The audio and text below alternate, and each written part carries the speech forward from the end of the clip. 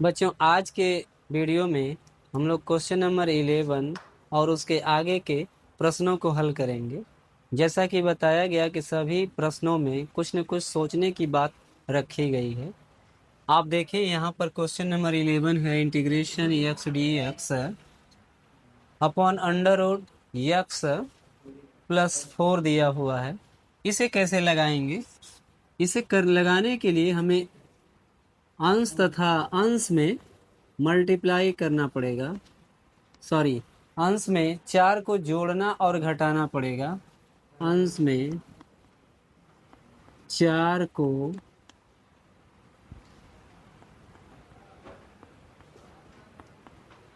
जोड़ने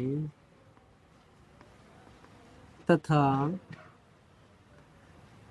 घटाने पर, जब इसमें जोड़ा घटाया जाएगा तो देखिए x+4 और -4, ऐसा करने से इसमें कोई परिवर्तन नहीं होगा क्योंकि यह कैंसिल हो जाएगा। केवल हमारे पास x dx बच जाएगा। यहाँ हो जाएगा dx अपॉन, यहाँ मिल जाएगा x+4 हो जाएगा। इसे दो पदों में हम बांट लेते हैं। इसे हम दो पदों में बांट लेते हैं, एक पद यह हो जाएगा, एक पद यह हो जाएगा।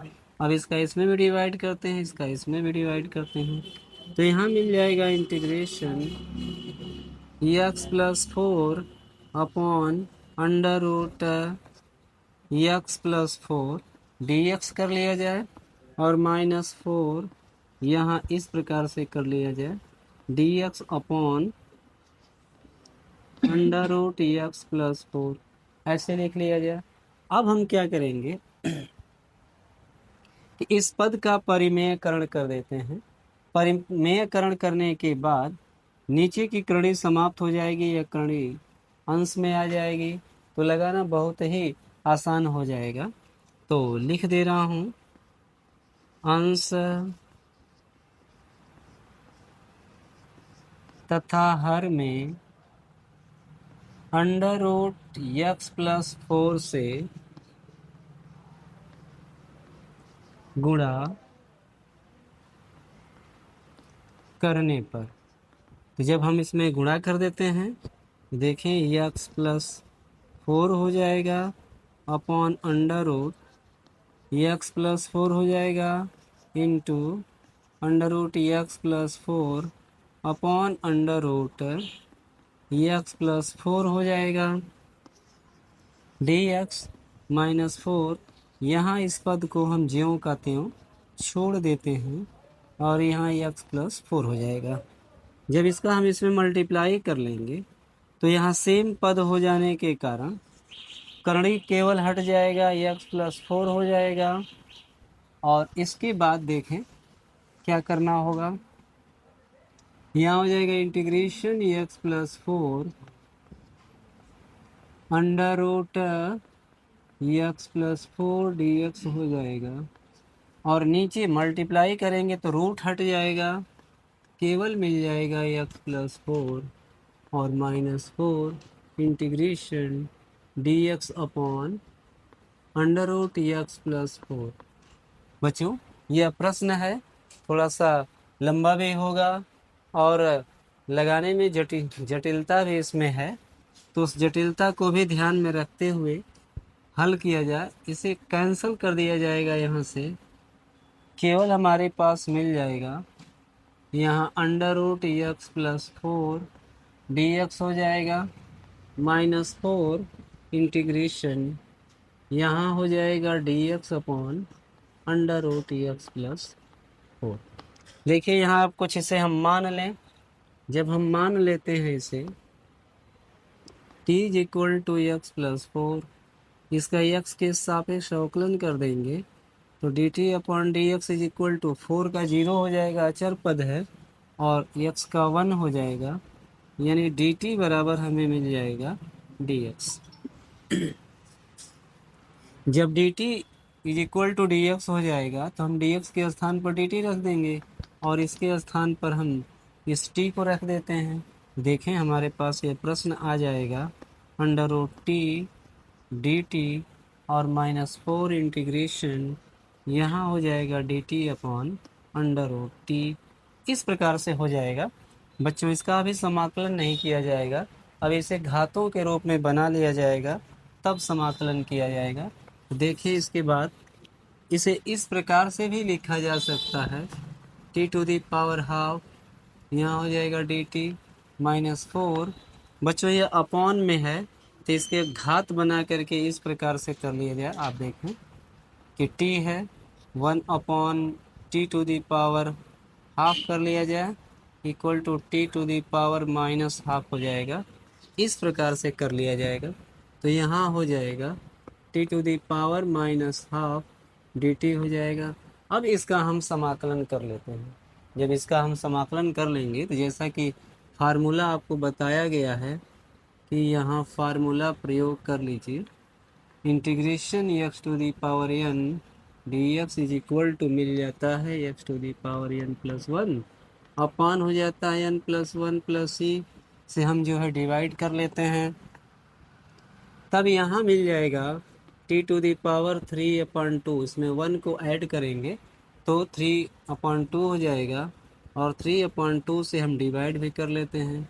यहाँ है -4 और इसमें 1 ऐड करेंगे तो आधा हो जाएगा और यहाँ 1/2 हो जाएगा प्लस इंटीग्रेटिंग कांस्टेंट c हो जाएगा। हर तीसरे गुणा पहले में होता है, यहाँ भी हो जाएगा। यहाँ मिल जाएगा 2/3 t to the power 3/2 minus 8 t to the power half हो जाएगा और प्लस c हो जाएगा। बच्चों इतना जब हो जाएगा इसे अभी और तरीके से हल किया जाएगा। देखें किस प्रकार से हल किया जाएगा। इसे हम इरेज करते हैं। अब इधर से इस प्रश्न को देखें। जब यह इस प्रकार से है तो इसे ऐसे भी लिखा जा सकता है 2/3 under root t power t to the power 3 हो जाएगा। बच्चों यहाँ थोड़ा सा इसको अलग से समझ लीजिए कि t टू दी पावर 3/2 है तो इसको ऐसे भी लिख सकते हैं कि t टू दी पावर 3 × 1/2। ये 1/2 इसे जो है अंडर रूट मिलाएगा और t टू दी पावर 3 हो जाएगा। जब ये इस प्रकार से हल हो जाएगा तो यहाँ ऐसे लिखा जाएगा और 8 और यहाँ हो जाएगा under root t plus integrating constant c। देखें अब क्या किया जाएगा, यहाँ 2/3 है और इसे ऐसे भी लिखा जा सकता है कि t² इंटू टी भी लिख दें और -8 यहाँ अंडर रूट टी भी लिख दें प्लस c हो जाएगा। अब इसके बाद आप देख पा रहे होंगे 2/3 यह t जो है रूट से बाहर हो जाएगा, यहाँ हो जाएगा t अंडर रूट यहाँ t और -8 हो जाएगा अंडर रूट यहाँ पर t हो जाएगा प्लस c हो जाएगा। अब आप इतने में से देख पा रहे होंगे कि हमें कॉमन क्या करना है।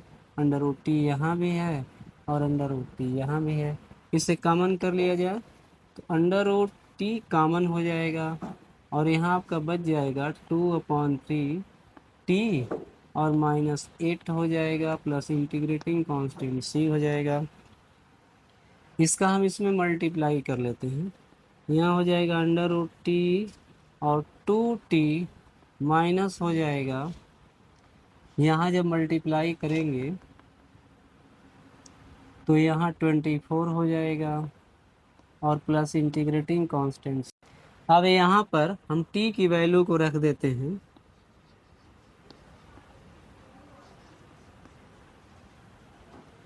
Putting the value of t which is equal to x plus 4, then मिल जाएगा यहाँ से x प्लस 4t की वैल्यू रख दिया जाएगा और यहाँ है 2x प्लस 4 है और माइनस यहाँ पर 24 है अपॉन 3 है। देखें इसका आंसर क्या मिलता है और टेक्स्ट बुक में भी क्या दिया हुआ है उसको भी देखना है। अंडर रूट x प्लस 4 और इसका हम अब मल्टीप्लाई कर लेते हैं इसमें तो यहाँ मिल जाएगा 2x प्लस 8 हो जाएगा, इसका ऐसे मल्टीप्लाई करेंगे तो। और यहाँ है 24 whole to the power 3 plus integrating constant C, यहाँ हो जाएगा अंडर रूट एक्स प्लस 4, और यहाँ है 2x, सब्ट्रैक्ट करेंगे तो -16 हो जाएगा, अपॉन 3 हो जाएगा, इंटीग्रेटिंग कांस्टेंट सी हो जाएगा। इसमें से 2/3 को कॉमन कर लेते हैं। जब हम कॉमन कर लेते हैं तो 2/3 हो जाएगा, यहाँ अंडर रूट एक्स प्लस 4 हो जाएगा, और यहाँ हमारे पास बचेगा एक्स -8 प्लस इंटीग्रेटिंग कांस्टेंट सी। बच्चों ये हमारा आंसर आ जाएगा। इसके बाद अब अगले क्वेश्चन को हम लोग हल करेंगे। बच्चों हमारे पास क्वेश्चन नंबर 12 है। देखें, इस प्रकार से दिया हुआ है, और देखने में यह प्रश्न कठिन है भी, और कुछ पल के लिए सोचने में भी यह प्रश्न जो है कठिन है। आप देख पा रहे हैं, सभी बच्चे बोर्ड पर देखते भी रहे हैं कि यह क्वेश्चन किस प्रकार से सॉल्व होगा, क्योंकि यह टेक्निकल प्रश्न है, ध्यान देना आपका बहुत ज़रूरी है। यहाँ इसे इस प्रकार से लिख लिया जाए, x³ - 1 पावर जो है आपका यहाँ पर 1/3 है। इसे इस 5 को 2 भागों में डिवाइड कर लिया जाए, इस प्रकार से कर लिया जाए, जैसा कि आपको यह पता है कि x का पावर m इंटू एक्स का power n is equal to x to the power m plus n। इसी फार्मूले से इसको जो है विखंडित कर दिया गया है। तो अब इसके बाद हमें क्या होगा कि यहाँ हमें मान लेना होगा। हम मान लेते हैं t is equal to x³ - 1 मान लेते हैं। जब इसका हम x के सापेक्ष अवकलन कर देंगे तो यह हमें मिल जाएगा 3x²। चूँकि यह अचर पद है, अचर पद होने के कारण 0 हो जाएगा। अब हम 3 को इधर ला देते हैं बटे में, और यहाँ हो जाएगा x² dx हो जाएगा। जब इतना हो जाएगा तो आप देख पाएंगे यहाँ देख पाएंगे कि इसकी वैल्यू आपको कितनी मिल जाएगी, dt/3 मिल जाएगी। इसके प्लेस पर आप t मान लेंगे, लेकिन इसके स्थान पर आप क्या रखेंगे, है ही नहीं। तो पुनः हम यहाँ पर ध्यान देते हैं, यहाँ से हम निकाल लेते हैं x³ is equal to t+1 प्राप्त हो जाएगा। आइए अब सभी मानों को यहाँ रखा जाए, इंटीग्रेशन t⁻1/3, इतने को हमने t मान लिया है तो यहाँ रख देते हैं। अब यहाँ हमें मिल जाएगा, इसके स्थान पर यहाँ देख पा रहे होंगे कि t+1 हो जाएगा, और इसके स्थान पर आपके पास मिल गया है dt/3। बच्चों इसका हम इसमें और दोनों में मल्टीप्लाई कर लेंगे। जब मल्टीप्लाई कर लेंगे तो t का पावर यहाँ 1 है, ऐड हो जाएगा, 3 1 जा 3 और 1 हो जाएगा, 4/3 हो जाएगा। इस 1/3 को हम आउटसाइड कर लेते हैं, थोड़ा ज़्यादा आसान हो जाएगा। जब इसका इसमें मल्टीप्लाई करेंगे t का पावर 1/3 हो जाएगा, और यहाँ जो है dt हो जाएगा। बच्चों इस 3 का देखें, यह 1/3 है, सॉरी 2 लिखा दिया गया था, यह 3 हो जाएगा। इसका मल्टीप्लाई इसमें भी कर लेते हैं और इसका मल्टीप्लाई इसमें भी कर लेते हैं, तो हमारा प्रश्न बन जाएगा 1/3 इंटीग्रेशन t⁻4/3 dt, और यहाँ प्लस है, यहाँ पर ही मिल जाएगा 1/3 इंटीग्रेशन t⁻1/3 और dt। अब इसका हम समाकलन करते हैं बच्चों। समाकलन करेंगे तो किस प्रकार से प्राप्त होगा, आप इसे देखते रहिए। फार्मूला यही यूज किया जाएगा, dx इज इक्वल टू हो जाएगा x⁻n+1 upon n+1 plus c हो जाएगा। तो यहाँ 1/3 हो जाएगा, इसमें पुनः हम 1 ऐड करते हैं तो हमें मिल जाएगा t⁻7/3। देखें यहाँ अलग से करके देख लीजिए कि 4 + 3 + 1 हो जाएगा, तो यहाँ मिल जाएगा 7/3। इसी का हम क्या करेंगे, 7/3 से डिवाइड भी कर देंगे और प्लस 1/3 इसमें जब हम 1 ऐड करेंगे तो यहाँ 4/3 हो जाएगा और 4/3 जो है डिवाइड हो जाएगा। हर तीसरे गुणा पहले में होता है, जब इसमें मल्टीप्लाई करेंगे तो 3/3 हो जाएगा और इंटू 1/7 हो जाएगा। देख लें तो मिल जाएगा t⁻⁷ और यहाँ भी हो जाएगा 3/3 इंटू 1/4 t⁻⁴/3 प्लस ही हो जाएगा। इससे यह जो है कैंसिल हो जाएगा। यहाँ मिल गया 1/7। बच्चों यहाँ पर अब हमें इसकी वैल्यू रख देनी है, t की वैल्यू। जैसा कि आप देख पा रहे हैं t की वैल्यू यहाँ से आपको मिल जाएगी x³ -1 और यहाँ पावर है आपका 7/3 और यहाँ हो जाएगा प्लस 1/4 और यहाँ हो जाएगा x³ -1 पावर 4/3 हो जाएगा प्लस इंटीग्रेटिंग कांस्टेंट c हो जाएगा। यह हमारा आंसर हो जाएगा। अब इसके बाद जो है हम अगले प्रश्न को हल करेंगे, देखें उसे किस प्रकार से हल किया जाएगा। बच्चों क्वेश्चन नंबर 13 को आप देखेंगे। यह देखने में जो भी लग रहा हो लेकिन है तो आसान क्वेश्चन। ये बहुत आसानी से मान लेंगे इतना आपको मिल जाएगा। ये देखते हैं हल किया जाए कि t = हो जाएगा 2+3, यहाँ हो जाएगा x³। जब आप इसको x के सापेक्ष अवकलन कर दीजिएगा तो यह हो जाएगा dt/dx। देखिए ये अचर पद है तो अचर पद का 0 हो जाएगा और यहाँ से जब अवकलन करेंगे तो 3 का 3 में मल्टीप्लाई करेंगे तो 9 हो जाएगा और ये x² हो जाएगा। यानी इसे इस प्रकार से लिखा जा सकता है 9x²। इसका इसे मल्टीप्लाई कर देते हैं dt = 9x²dx। अब इससे हम इसमें डिवाइड कर देते हैं तो dt/9 हो जाएगा और यहाँ x² dx हो जाएगा। बच्चों आप देख पा रहे होंगे कि ऊपर वाला जो मान हमारे पास यहाँ दिया हुआ है x² dx का मान कितना हो जाएगा, dt/9 हो जाएगा। और नीचे हमने यहाँ पर t के इक्वल मान ही लिया है। जब मान लिया है तो इसे हम यहाँ रख देते हैं।